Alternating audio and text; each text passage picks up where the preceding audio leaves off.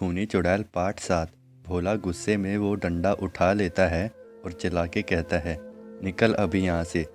डर से चरण सिंह के आदमी पैसों को उठा के वहाँ से भाग जाते हैं और चरण सिंह के पास जाके कहते हैं, छोटे मालिक, भोला की हिम्मत बहुत बढ़ गई है।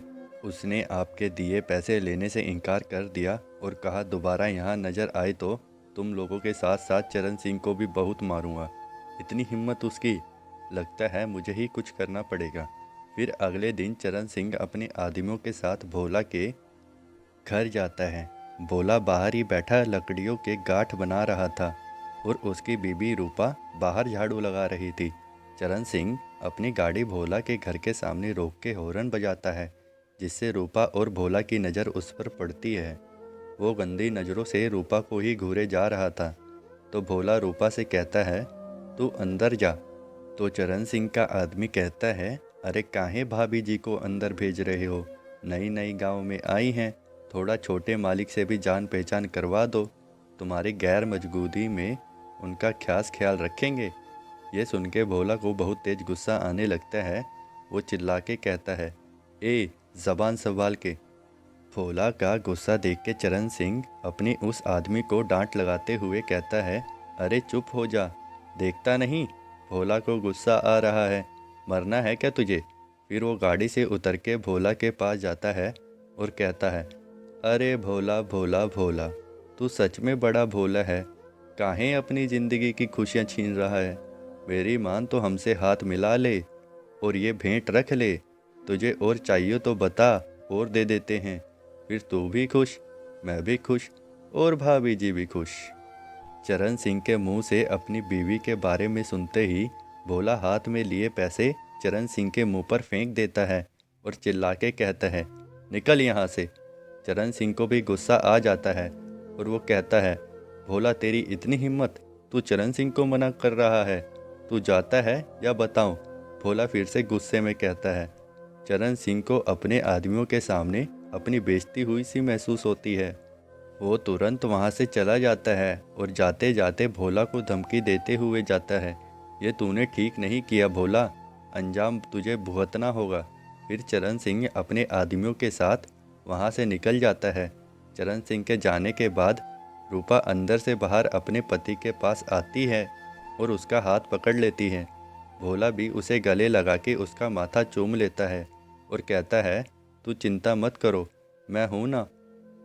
खूनी चुड़ैल पार्ट 8। चरण सिंह वापस अपनी हवेली चला जाता है। गुस्से से वो पागल हुआ जा रहा था, क्योंकि आज तक किसी की भी इतनी हिम्मत नहीं हुई थी कि वो चरण सिंह को आंख उठा के देख ले। लेकिन भोला ने उसकी इस तरह बेइज्जती कर दी थी, वो भी सबके सामने। चरण सिंह के अहंकार को चोट लगी थी। वो कुछ भी करके भोला से अपना बदला लेना चाहता था। चरण सिंह का गुस्सा देख के उसके खास आदमी ने उससे कहा, मालिक, भोला का कुछ करना ही होगा। जिस गांव में कोई आपकी नज़र उठा के देखने तक की हिम्मत नहीं करता, उसी गांव का एक मामूली सा किसान आपसे ऐसे बात कर गया। मालिक, लगता है लोगों के दिल से आपका डर खत्म हो रहा है। अगर ऐसा ही रहा तो एक दिन लोग आपसे। अभी उसने अपनी बात पूरी नहीं की थी, उससे पहले ही चरण सिंह बोल पड़ा, ख़त्म कर दो उसे, ऐसी मौत मारो कि दोबारा से सबके दिल में चरण सिंह के नाम का डर बैठ जाए। चरण सिंह का आदमी भी यही चाहता था कि बस एक बार भोला को मारने का आदेश मिल जाए, फिर वो बताएगा भोला को कि वो क्या चीज़ है, क्योंकि भोला ने उसकी भी बेइज्जती की थी। खूनी चुड़ैल पार्ट 9। चरण सिंह के आदमी उसका आदेश पाते ही लाठी डंडा लेके निकल पड़ते हैं भोला के घर की ओर, उसे मारने के लिए। वो लोग चिल्लाते हुए जा रहे थे, आज तो उसे भोला की खैर नहीं है। साला आंख दिखाता है, उसकी तो आंखें निकाल लेंगे, मार मार के हड्डी तोड़ देंगे साले की। चरण सिंह का डर खत्म हो गया है, उसे तो बताना ही पड़ेगा चरण सिंह कौन है। चलो जल्दी। हाँ हाँ चलो। उन लोगों की बात गांव के लोग भी सुन रहे थे। तो एक गांव वाला, जिसका नाम छोटे था, दौड़ते हुए भोला के घर जाता है। उस वक्त भोला खेत जाने की तैयारी कर रहा था। छोटे उसे बताता है, भोला, चरण सिंह के आदमी आ रहे हैं तुझे मारने के लिए, भाग जा भोला, जल्दी भाग जा। नहीं, मैं नहीं भागूंगा, आने दो उन्हें, रूपा को छोड़ के मैं कहीं नहीं जाऊंगा। तो छोटे भोला को समझाते हुए कहता है, भोला पागल मत बन, भाग जा यहाँ से, वरना वो लोग तुझे मार डालेंगे। भाभी को मैं अपने घर ले जा रहा हूँ, तू शहर भाग जा। जब सब कुछ शांत हो जाएगा तो वापस आ जाना। नहीं, मैं कहीं नहीं जाऊँगा। तो रूपा कहती है, छोटे भैया सही कह रहे हैं, तुम चले जाओ शहर, कुछ दिन बाद आ जाना, मेरी कसम है तुम्हें। रूपा भोला को कसम दे देती है तो भोला को हार मानकर आ जाना ही पड़ता है। वो रूपा को गले लगा के कहता है, तुम अपना ख्याल रखना, मैं जल्दी ही वापस आऊँगा। भोला जल्दी करो, वो लोग आते ही होंगे। छोटे कहता है तो भोला जल्दी से घर से बाहर निकल के खेत की तरफ भागता है। रूपा भी छोटे के साथ दूसरे रास्ते से उसके घर की तरफ जाती है। उनके जाते ही चरण सिंह के आदमी भोला के घर पहुंचते हैं और चिल्ला के कहते हैं, ए भोला, निकल बाहर साले, आज तुझे तेरी औकात दिखाता है। ज़्यादा चर्बी चढ़ गई है तेरे, निकल बाहर, तेरी चर्बी निकालते हैं आज। लेकिन भोला के घर से कोई बाहर नहीं आता तो चरण सिंह के आदमी उसके घर में घुस जाते हैं और गुस्से में घर का सारा सामान तोड़ देते हैं। वो लोग भोला के घर से बाहर निकलते हैं क्योंकि घर में उन्हें भोला नहीं मिला था।